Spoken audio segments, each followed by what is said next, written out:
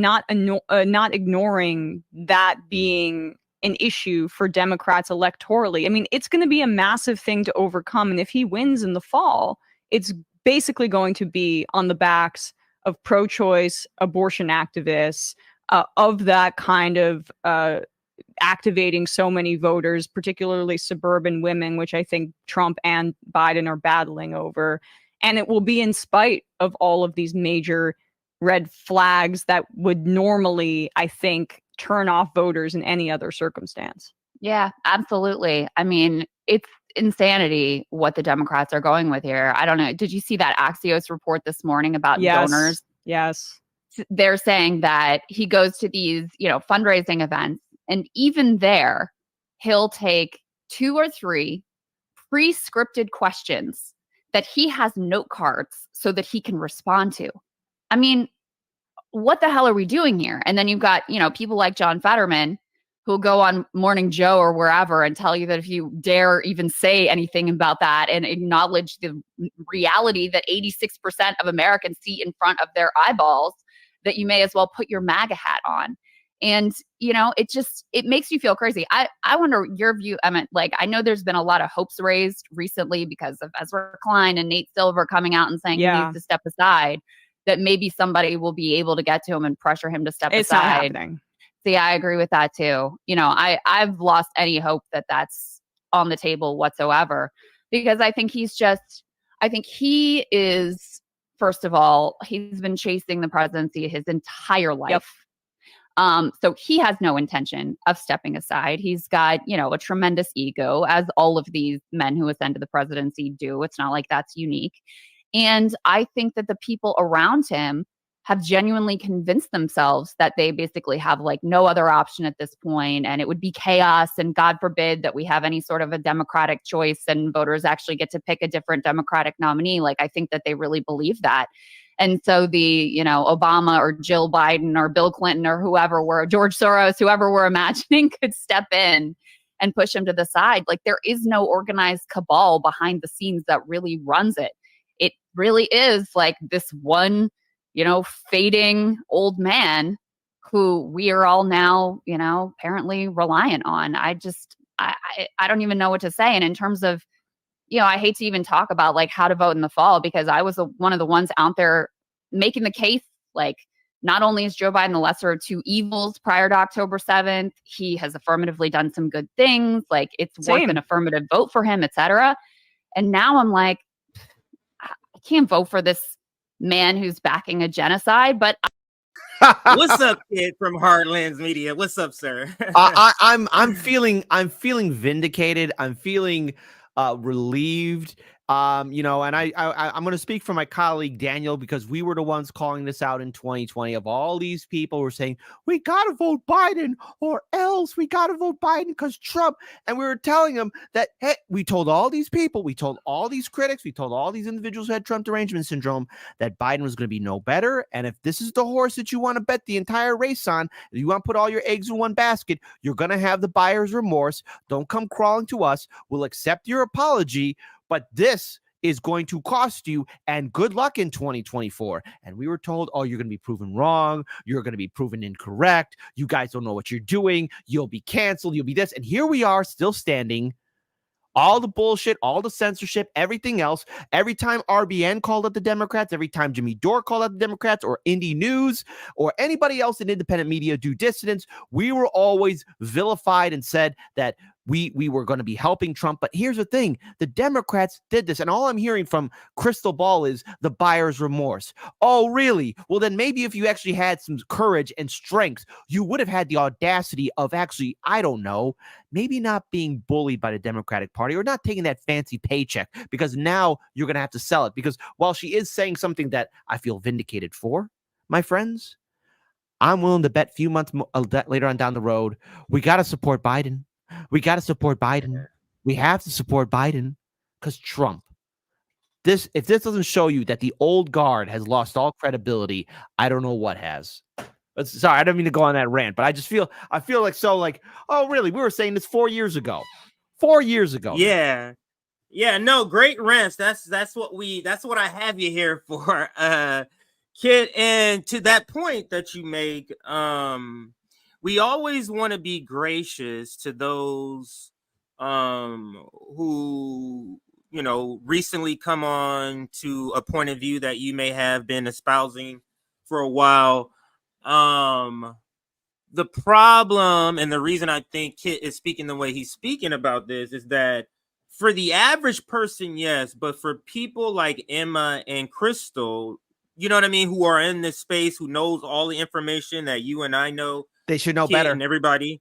Exactly. You should know better. And I know she feels bad about that interview, or that I called it the most ridiculous debate ever. It was the debate with Kyle and Krystal versus Bree when they were advocating for him. Yeah. Like she speaks about it in this video. So I think she may have already spoken about it, where she says, yeah, I was one of the people advocating for this guy, and now he's committing a genocide. But this, I'll say this last part and pass it back to you. And that is, could she, because a lot of people in the comments are saying this part, could she just be sort of taking her audience on the emotional steps to get back to vote to Joe Biden? Meaning, I can't decide. This is such a tough decision. You get what I mean? You have to go through the steps in order to get there. Do you see that? Go ahead. Yeah, that's called emotional manipulation. Of course, and we've seen this before. In fact, what she would be doing if she would consider that, because that's just speculation at this point, because we don't know. Right, exactly. Because for all we know, Krystal could just say later on down the, because I would be surprised, but Krystal could probably say, like, look, man, I can't vote Democrat. Biden is just or either that, she'll tell her audience, vote however you feel like, which is what I tell my audience. I'm going to vote independent. Mm-hmm. But we've seen this before, not by Krystal, but by a network that used to have some relevancy. Fat Tony, Cenk Uygur, TYT. Because they took us through that in 2016 and in 2020. We got to support Hillary because Trump. We got to support Biden because Trump, all the while ignoring the fact that the DNC was committing election fraud. So we've seen this before. And the answer is, yeah, if a host of a show or a platform wanted to, they could. It's been done before. And even MSNBC's done it before. Like, Americans have a choice. But see, the thing is, I think many Americans are waking up to the fact of just how incompetent Biden is. And now, like how we were the ones testing the fire, how we were the ones seeing if we could walk through it in case the building's on fire and we got to run through the building and not get burnt alive. I think now more Americans are going across that entire process of, I have the choice of not voting Democrat and being okay with the results. And that's something we should look forward to and encourage, because that's a chance to get people to break away from the two-party system. So I've been noticing it. Perhaps it's not as massive as I would like it to be for more Americans to break away from the Democratic Party, but these are the stepping stones necessary for the fundamental change. And I feel, again, if CJ, I know you're feeling vindicated after hearing this. I know I'm feeling vindicated. I know I've been watching some recent posts by Hotspot or even posts by Case Study QB where MSNBC is shocked, like, voters are not wanting to vote Biden. Michigan voters and Arab and Muslim voters don't want to vote for Biden. Of course they don't, because he's turning a blind eye to a genocide. So they're going to take their risk as either not voting or voting independent, but it's not going to go to Biden. What's the incentive? What has Biden done for black people? Let's be clear on that, because that's coming out there more, how more black voters are making the choice of either voting independent. Black voters are choosing to vote. Even though it doesn't Republican, yes, that is a consideration. Hey, to each their own, or either that, not voting at all, or trying to do something else like like what RBN does, doing community outreach, doing community programs. You got Rome building his library and feeding the homeless. That is the stuff necessary in which things can really be impactful. It's not just voting. And if corporate media can't handle it, well, then they're the emotional children that we know they are. And that's why we're once again vindicated. We've been proven correct, factually correct. And I look forward to living rent-free in a lot of vote blue no matter who people's heads, especially on election night, because I'm cooking a ribeye steak. So there you go. Is that your favorite food? Yeah, ribeye steak. Ribeye steak. Put me on Hell's Kitchen. Yeah, because you always talk about ribeye steaks. Did you have one on the Super Bowl? No, I actually had one on my birthday though. I had one on your birthday. Okay. Yeah. It was a few days ago. So I'm now old man Kit, 39 years old. Wow. Wife's birthday is coming up, and she's saying some of the same things. She's not as old as you, but she's saying some of the same things. But let's play a little more of the video. You know, kid, Mhm. you know, you and I can't go through this video without stopping it. So just let me know. I can't see you, Oh, so I let know. me know whenever you want to stop it. Oh, All I right, so got you. let's I got listen. you. I rewinded about 20 seconds, but let's see how much we can get through. And then it's a ton of video content. I'm just telling you right now. Oh, I'm It's a ready ton for of it. video. You've seen a lot of it from Case Study TV. A lot of his videos we're gonna go through. So let's get started. Here is back the interview with Emma and Krystal, talking about Joe Biden, the issues he's having over Gaza, and whether or not the lesser of two evils is him. And God forbid that we have any sort of a Democratic choice and voters actually get to pick a different Democratic nominee. Like, I think that they really believe that. And so the, Obama or Jill Biden or Bill Clinton or George Soros, whoever we're imagining could step in and push him to the side. Like, there is no organized cabal behind the scenes that really runs it. It really is like this one, fading old man who we are all now, apparently reliant on. I don't even know what to say. And in terms of, I hate to even talk about like how to vote in the fall, because I was one of the ones out there making the case, like, not only is Joe Biden the lesser of two evils prior to October 7th, he has affirmatively done some good things. Like, it's worth an affirmative vote for him, etc. Pause it. Now, I'm sorry. But what good things are we talking about? Because I missed that memo. Anything for like the full-on pardon of student debt, Medicare for all? Let's or are we talking about just making people enjoy that placebo, and so they can get fat on their brunches, drinking mimosas and having bagels and doing all that other BS? All the while, all the money is going to wars.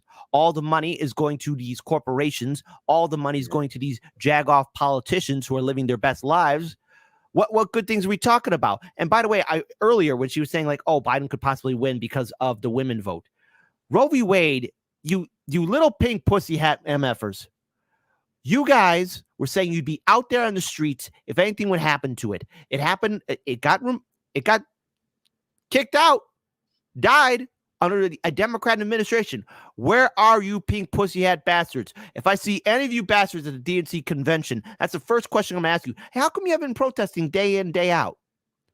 I can't wait for Chicago when the convention comes here, man. I can't wait.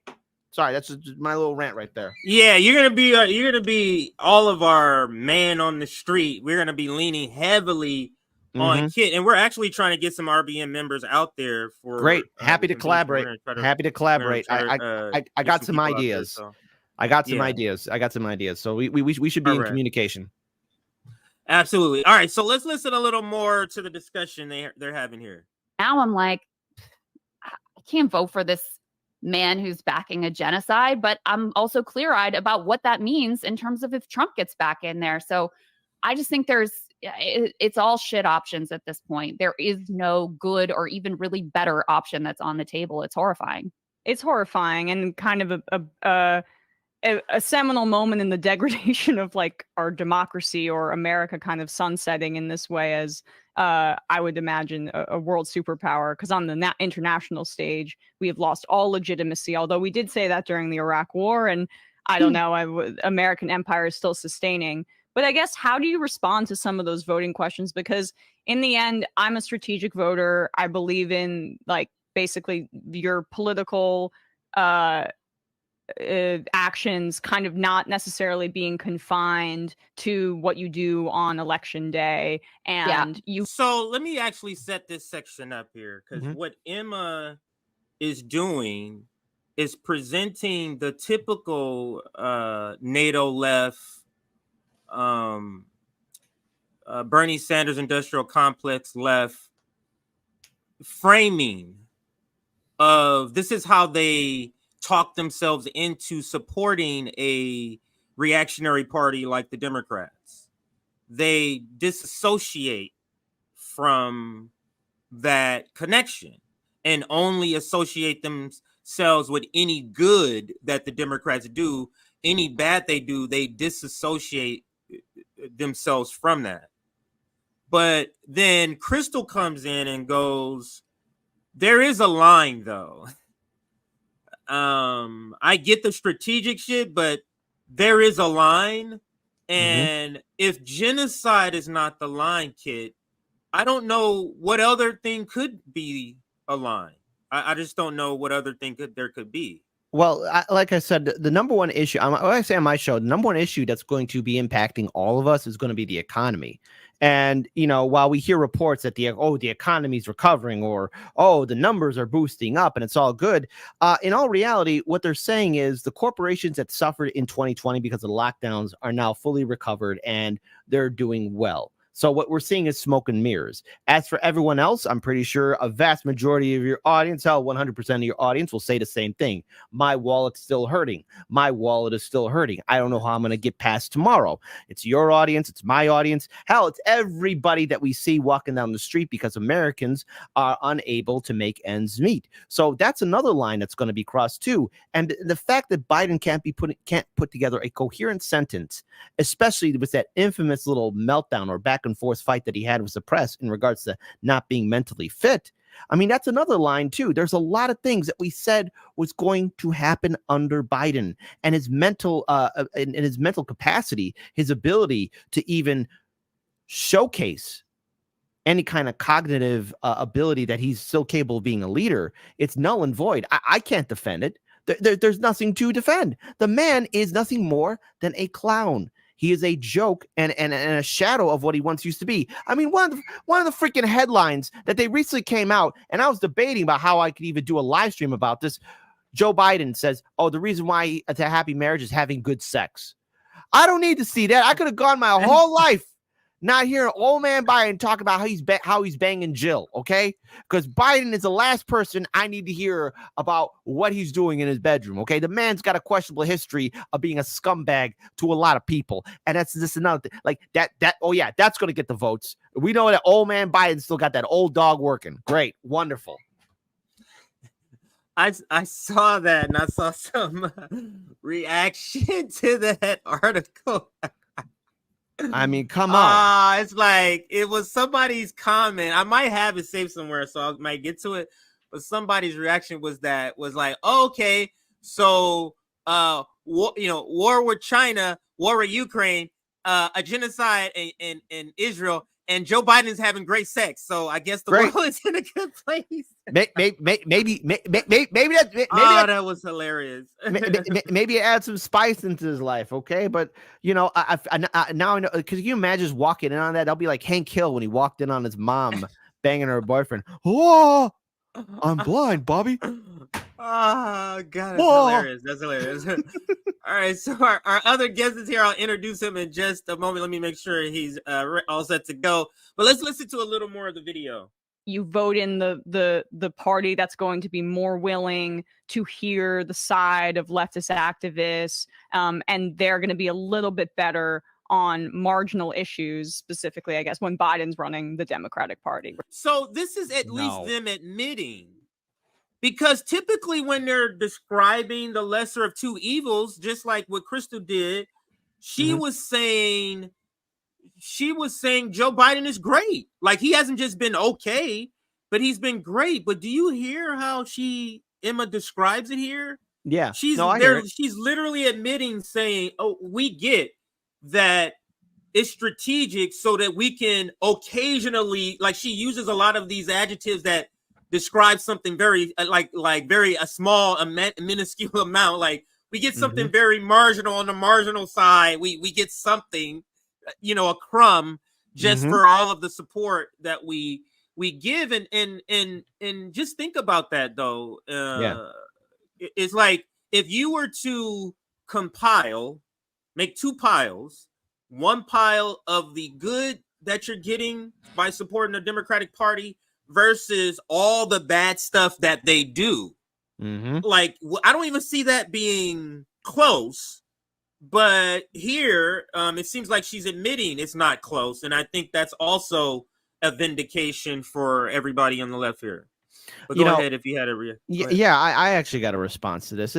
Look, we're seeing Emma and Krystal admitting to people like, yes, there's something wrong with Biden, okay? But then what's the overall plan? Because we tried to reform the freaking Democratic Party with Our Revolution, Justice Democrats, Brand New Congress, and DSA. And where are those organizations at? Where are the also fantastic politicians that were running in those groups? Where are they at? Where are all the people talking all this big bad action? They're nowhere to be found because it was nothing more than a way to bleed us dry of our money, our resources, and our time.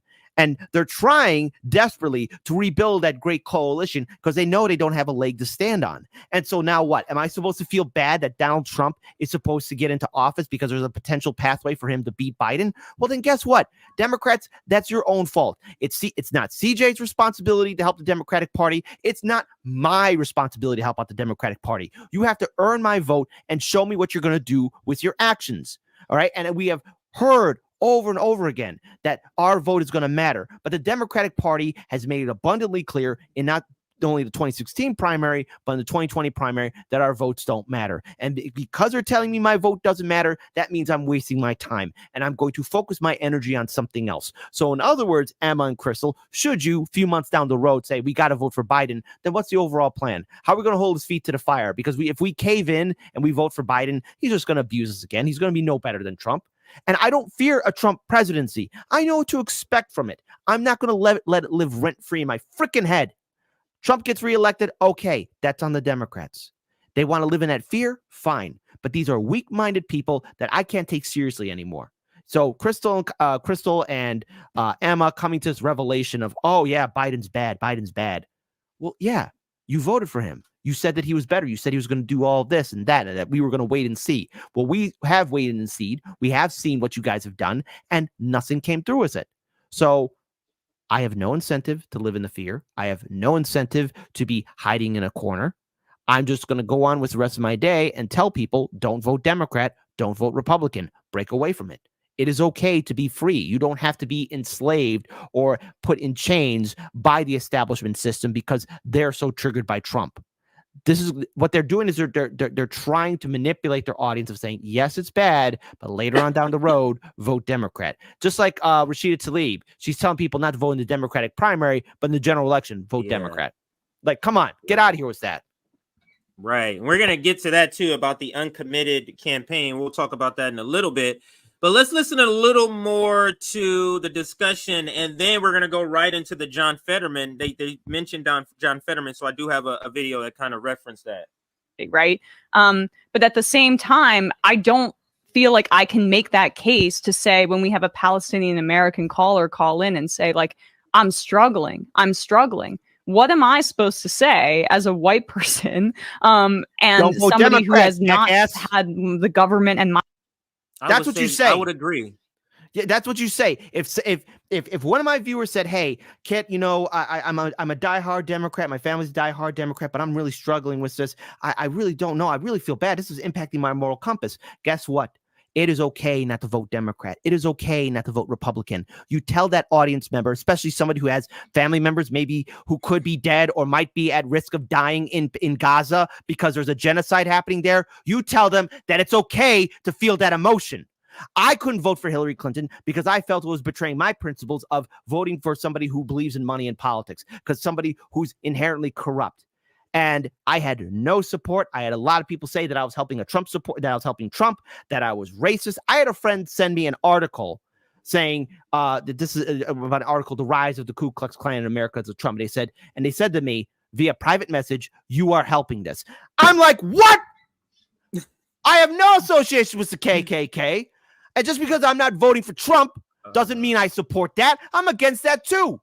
So what you tell your audience is that it's okay to feel this way, and it's okay for them to vote however the hell they want.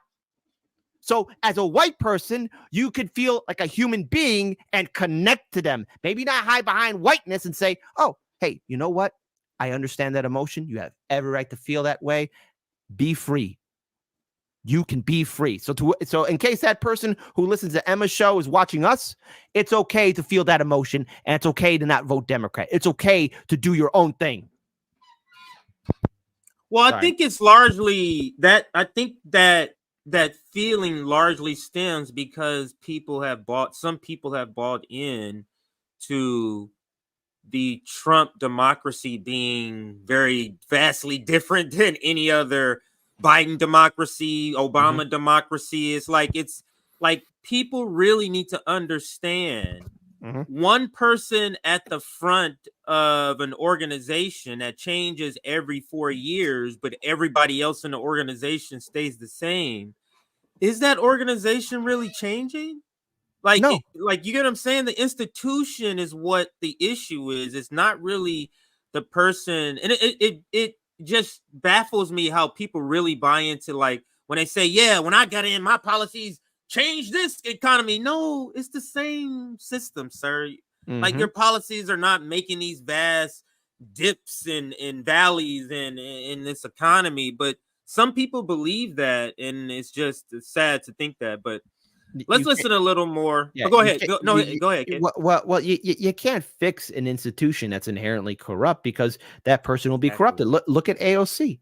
Look at Rashida Tlaib. Look at Ilhan Omar. Look at Ayanna Presley. Look at even Bernie the Cuck Sanders. Okay, all these people. They talked a big game, and nothing ever happened.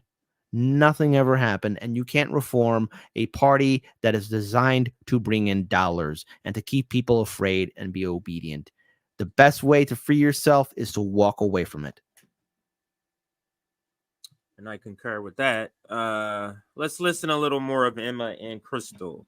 My tax dollars go towards committing a genocide against, like, I'm freaking like Finnish. If that would be committing a genocide in Finland, right? Like, and having relatives there or whatever. That would be it. I could never understand what that's like, right? And so I think there's this fatigue about vote shaming to a degree where I don't want to spend all of our time talking about politics within the confines of election day. It's so limiting. Yeah. And it also just really, I think, stifles debate and free expression. Yeah, I completely agree. I don't think also, in terms of someone who has a direct connection to the genocide, obviously that's another matter. But, you don't have to be of a particular national origin or race or background to feel absolute horror that your government and your tax dollars are being used to massacre babies and starve them to death and push them permanently out of their homes. So I am very conflicted. I mean, that's just the reality, because like I said previously, I was very clear on, the strategic vote, lesser of two evil. Like, I have problems with Joe Biden, I always have, but he has done some things that I thought were, especially on labor, right? He has not been perfect, but he has been way better than anyone in my lifetime on labor. Tell that to the railroad workers. Oh, we want to go on strike. No, you can't. Yeah, and then also what happened too? All the railroads, the trains are being derailed because there's a lack of our infrastructure. Oh, let's talk about the fact that even though inflation's rising up, I mean our wages aren't rising up either. So yeah, so he's doing a lot of great things for workers. Really, Krystal? Really? You're gonna say that out there? What about all the workers in Lahaina that lost their livelihoods and the people who are still homeless? The people are still living in hotels. They got that one-time payment of $700. That's if they even freaking got those 7 Benjamins. Did they get them? Probably not. And she's gonna say he's done good things for workers. No, he hasn't. Well, this is the issue a lot with social democrats, because literally they turn a blind eye to the bad stuff. Because like on the issue of labor, he breaks a strike, not only any strike, a railroad strike, one of the most union strikes that strike too. Right, he breaks that, but he has a better NLRB board. You get what I'm saying? Like, isn't the breaking the strike worse than the NLRB? Whatever good comes from that. That's what I don't understand. But perception the way drives they reality. look at it, the way they look at it is that any good is okay, regardless of the bad. Any good, it's like they don't see any outweighing of one or the other. I just think that's a terrible strategic position to have, because you won't get much when they know that's the position you have. Administration's been very good on antitrust. Go ahead. No. I mean, I was saying, yeah. Like, there were things to affirmatively support there.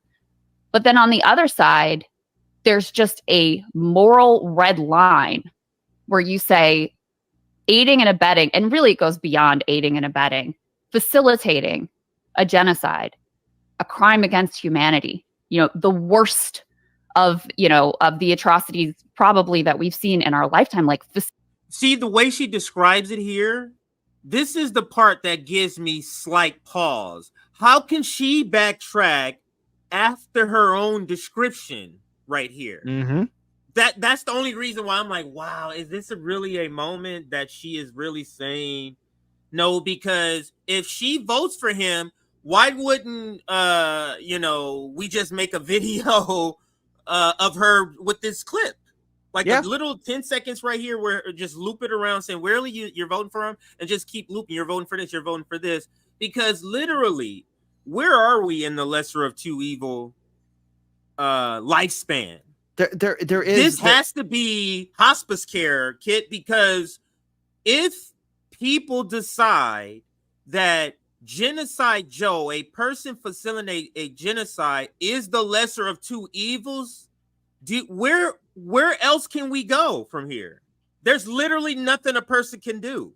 No, there isn't. And the thing is, what concerns me is the people who are supposed to be correct on the social issues are willing to compromise all their values because of what? Trump running for office? These people are not serious. And the result of again, Nick said it best. The genocide is the end result of lesser of two evil ideology. And there isn't the lesser of two evil.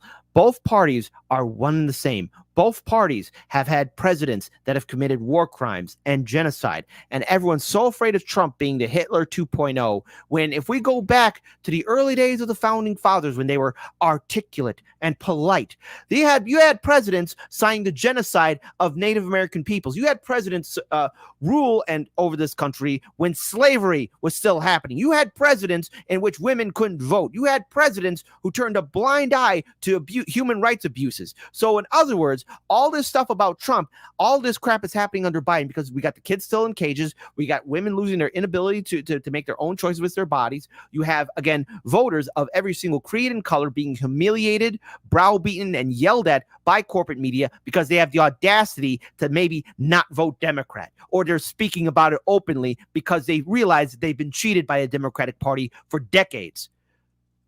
These people who are on this platform right now, I'm going to make a prediction. Few down the road, a few months, if Biden's still the nominee after the DNC convention, because I don't think that's going to happen, but we can go into that later. Wow. I don't think he'll be. I don't think he'll be a nominee. I don't think he will be, because it'd be stupid if the Democrats really follow through all in.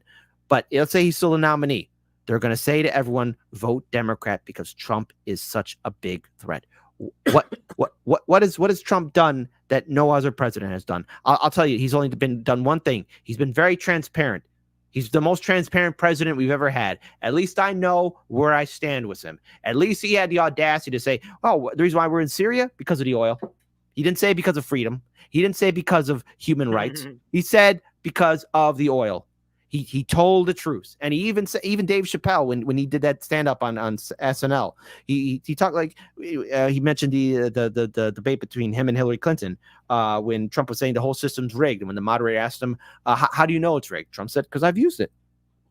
There we go. The most transparent person ever. Most transparent person in the office ever. All in all, I mean, and I'm being generous with that word. These two individuals are going to guilt shame people on social media and their audience to vote Democrat. I take back any kind word I said earlier in this video, because I just know this. I know they're going to feel. You have a gut feeling. Yeah. And plus, also, Emma, geez, you look so low energy. Eat a hamburger or something. I'm just looking at Emma. All right, I shouldn't say that. I shouldn't say that. Yeah, let's bring in Let's bring in our other guest for today, our other co-host. He's a regular. He's been on here many times. Been on summits. Been on regular shows. Been on here as an advisor for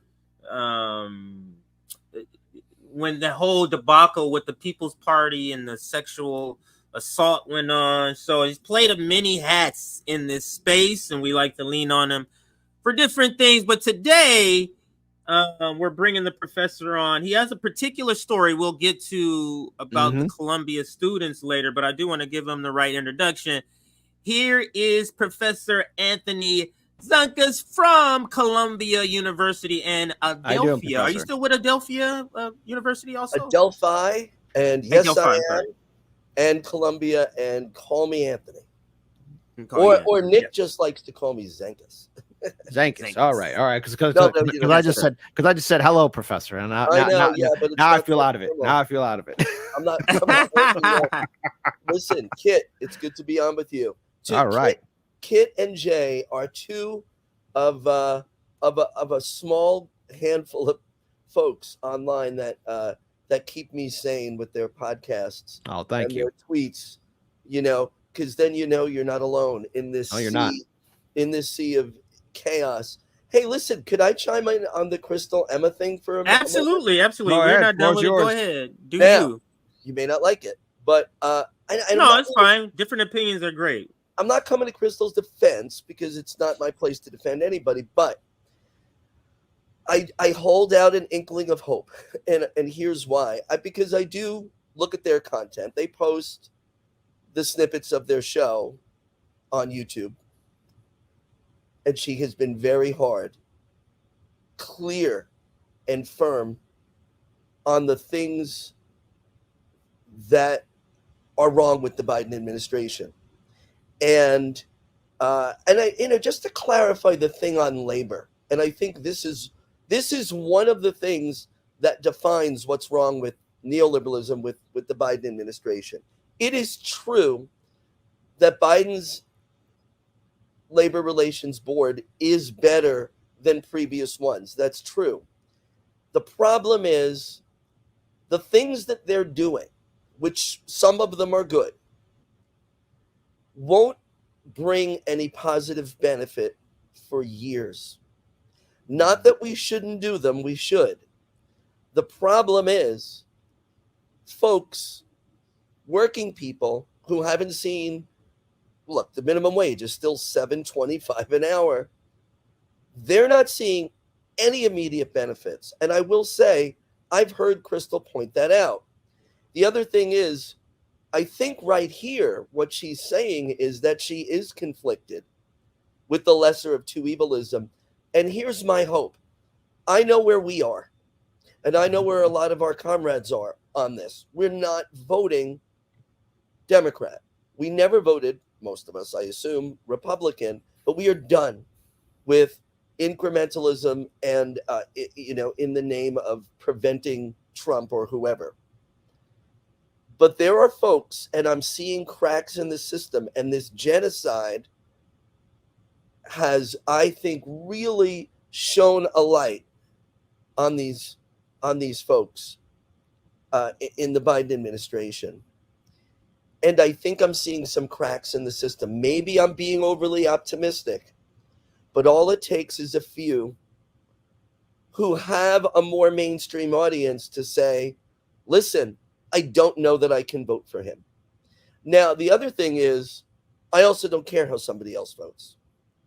If the information that's being presented that they're giving with their analysis makes it clear to a lot of other people that Biden isn't worth voting for, then they've served a purpose. But I do believe, and it is my hope, that there are going to be some people who are a little more, I wouldn't say she's in the center, but a little more establishment friendly and adjacent. I think you're going to see a few of them, not on MSNBC or CNN, but on independent media. I think you might see a few say something. And why I think that's important is it helps give space for the folks that aren't where we are to know that, maybe I'm not going to vote for him this time around.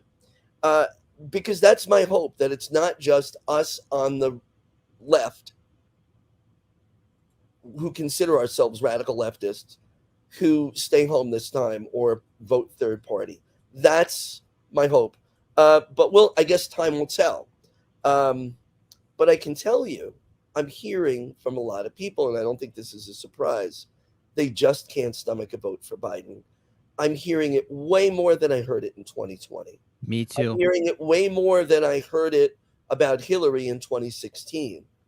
I think we warned Kit, Jay, Nick, Sabby, all of us. We warned people.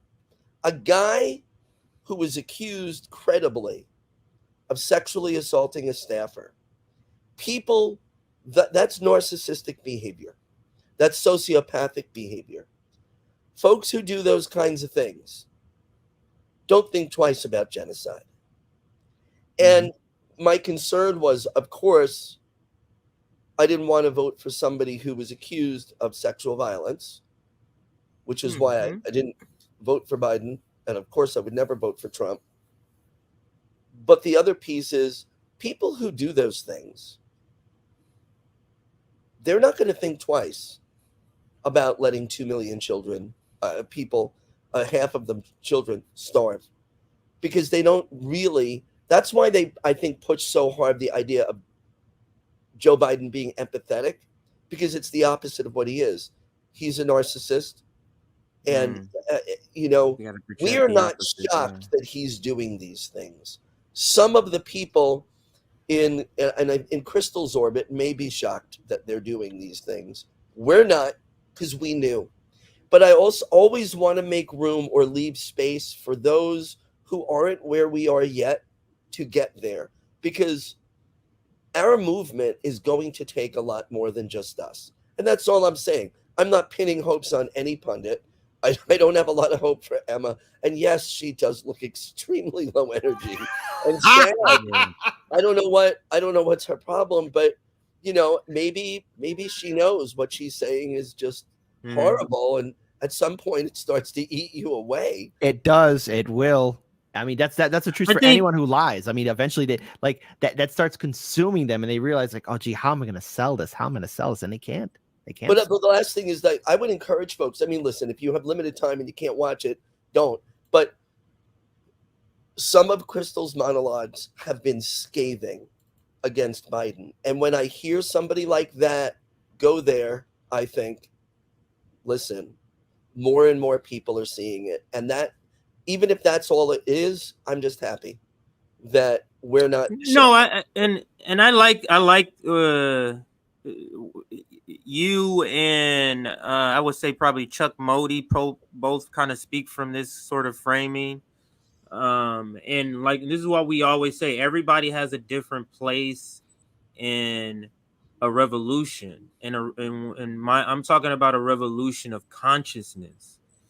I feel like RBN is the person or the entity that is pushing the hardest from the furthest left space. That is our job to do that. That's not everybody's job. So it is our job to go, hey, wake up. You get what I'm saying? To be that you have to very in your face. That is our job. And it speaks to our influence. And I've been meaning to figure out a place to fit this in. RBN's influence is outsized from the actual numbers you see, because our influence is through people who watch us. The people who are making content watch us. Yes. So our influence is way outsized than what the numbers actually say. And we know that that's the reason why it's our job to push the hardest. Because the people who are half as radical as us, if we're pushing them hard, the inch that they move is because of us. You get what I'm saying? So whatever size of the movement that the person makes is not the point. It's that they're moving, and that's what we're here, is to move whatever amount, move you. But go ahead. One of you were going to time me. I can't tell. Go ahead, Anthony. Take it. I just said it's. I was just talking about the podcast to a friend last night, and I said they don't have a huge following on YouTube, but very important people watch their content. Precisely. And they influence people, and it's kind of like the influence of a Fred Hampton or a Malcolm X on the Martin Luther King wing of the civil rights movement. You needed that Fred Hampton and that Malcolm X to be the more radical voices. So MLK seemed more reasonable. And you know, I just think there's an old band that I love called the Velvet Underground. Lou Reed was fronting it, and there's a common thing that said they're one of the most influential bands in like kind of underground rock. And there's an old thing that people say that only 1,000 people bought the first Velvet Underground album, but every one of them started a band. And I think that's the influence of RBN. You know, YouTube is suppressing you. Twitter suppresses you. Mhm. I retweet. I'll get 1,000 tweets, likes on a tweet on a daily basis. I tweet RBN content. It gets like 24 likes. Obviously, it's suppressed, but the right people are getting your content. Same thing, you know, with Kit, and I think you're both having a very significant effect. Thankfully. But here's my thing, because I see a lot of people in the chat also saying, well, these two people, Emma and Krystal, they got the large platform. Perhaps they're acting like actresses and they're putting on a show because they see the work that, you know, RBN does, HardLens, Indie, Do Dissidents, all that kind of stuff. And the thing is, it's like, okay, they'll click copy and paste our notes or say things that you know we have said on our shows respectively. But then at the end of the day, there's always that twist of, we got to vote Democrat, and this time we got to hold their feet to the fire, because I'm always prepared for that hammer to drop. I'm always ready for it because I've seen it happen before. And, you know, to your point, you do bring up an interesting aspect of, okay, maybe there's a change, but these people know where their bread and butter comes from, and that is being, you know, nice to the Democrats, getting access to politicians, and making sure that people don't rock the boat too much, because there is always that. There's always that aspect of them keeping the system in order. Even though it's starting to fall apart, they know that it's falling apart. And I just feel like this is a show that they're trying to put on too, for everybody to maybe let our guard down, or either that maybe they come back into the clubhouse and imagine Krystal and RBN doing a live stream together, maybe doing a collaboration, because that's always the goal, to maybe be there. And then once everything's all right, they can ditch everyone like that. You know, but even if I don't know. Oh, go ahead. Go ahead. No, go ahead. No, go ahead, Prof. Go ahead, Anthony. Even if somebody like Krystal did say that this time around, because she did say it in 2020, like, you know, I still have to stop Trump, so I'm going to vote Biden reluctantly, even if that's what she ends up saying. And I'm not sure she will this time, but who knows? She's put out enough content critical of this administration where I don't think that means our viewers are just going to say, all right, well, then I will too. Right. You know, and so that's why I always say, like you're saying she's put out enough scathing reporting that her audience, the reporting has been so good and on point that her audience, they're not just gonna follow her. Some people are not gonna go, oh yeah, I'm hopping on that board because she's provided. Okay. Yeah, I don't think people listen to what, you know, if somebody says how they're voting, most folks don't. Oh, okay, then I should too. You know, I don't like endorsements. Endorsements to me are fairly useless. And the other thing is, like, their show, like Sagar and her, their reporting on Ukraine from day one has been, this war is a terrible idea. We need to push for a ceasefire. And I like that there are people that are more mainstream that are getting that message, because they're not getting it on CNN. They're not getting it on MSNBC. So I look at my allies where I can get them. I don't expect them to be where I am, but I'm just hoping the truth gets out, because if you tell the truth about the Biden administration, it's going to be scathing, because they're god-awful. They're terrible. We've known it from day one. We knew Obama, you know, was the drone king. So, like, the crowd that still thinks Obama is a good guy, we've been way beyond that for years now. But I'll tell you, there were some people in my ranks, friends of mine that I knew from Occupy Wall Street 11 years ago, 12 years ago, who worked for Obama in 2008. And then they did a 180. And they're like, I'm done with Democrats. I've seen the evolution. And I'm seeing it from more and more people. Like, I hear people that normally aren't very politically oriented, who just would normally vote for Democrats, say, I don't know that I can this time. I'm having those conversations too, and they are they're incredible because I've had people who I was friends with in college a few, I guess last year. So I think sometime in November, I was at a luncheon with some friends. They were doing a little barbecue, and they were just saying, "I just can't vote Biden. I just can't do it." And this is before everything really intensified was the war that started on October 7th of last year. And they're all saying like Biden's failing on this, Biden's failing on that. I don't think I could support him. He's too old.